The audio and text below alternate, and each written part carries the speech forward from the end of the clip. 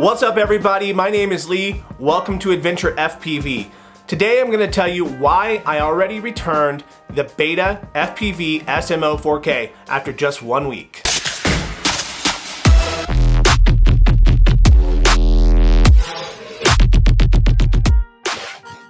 Hey everybody, thanks for watching the video. I want to tell you a little bit about my journey. I am a beginning FPV pilot. I started this channel before I'd even received my FPV drones. I've been flying for about a month now and I absolutely love it. I'm hooked. Actually bought a couple different drones since my initial video. I bought the Diatone Taycan MXC and a Baby Hawk 2. When I started my FPV adventure, I basically wanted to go with something that was just simple. I wanted to get bind and fly drones. I wanted to get a camera that had cinematic qualities, that was easy to use. I didn't want to rip apart a GoPro. So the SMO 4K seemed like the absolute best choice. I bought everything arrived, I started putting things together and flying.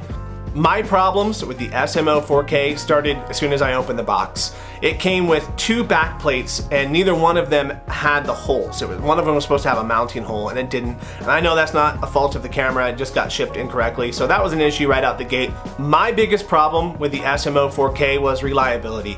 I was having issues with corrupted files on several different SD cards, different speeds, high quality cards that work in other devices. The issue was sometimes the camera would not stop recording once it started.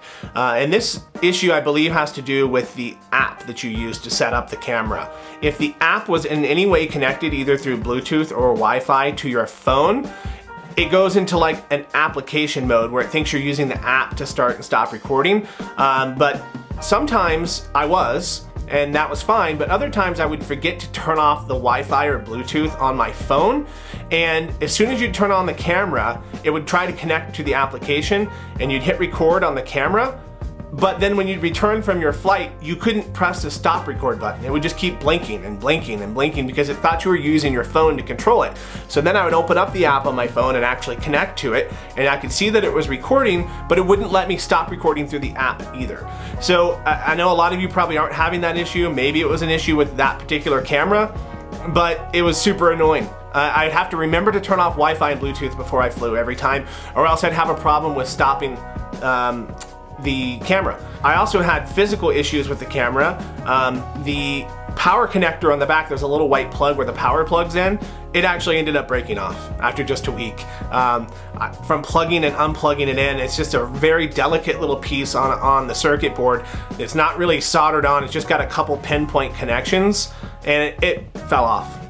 My goal with FPV is cinematic flying. So to have a camera that isn't working, it just didn't make any sense to me. I don't think the image quality out of the camera is that great either. So I actually ended up ripping apart a GoPro, which is something I didn't want to do right out the gate.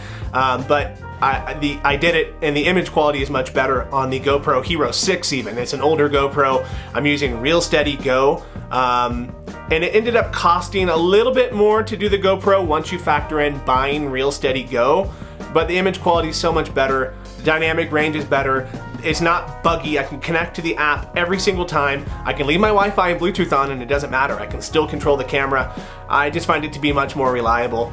So anyway guys, that is why I decided to send the camera back and rip apart a GoPro. I was having all those stability issues with the camera, and for me that was a deal breaker. I know a lot of people fly FPV and they have fun just with the camera that's on board or the goggle DVR, but my goal is to make cool cinematic videos, and if the camera's not working, that's a deal breaker right out the gate. So I didn't want to keep dealing with issues, so sent it back, ripped apart a GoPro, and I'm very happy with that setup right now. So anyway, I want to thank you guys for taking the time to watch. If you like my videos, please consider subscribing and dropping a comment down below and tell me what you think about the SMO 4K, what's your experiences with it.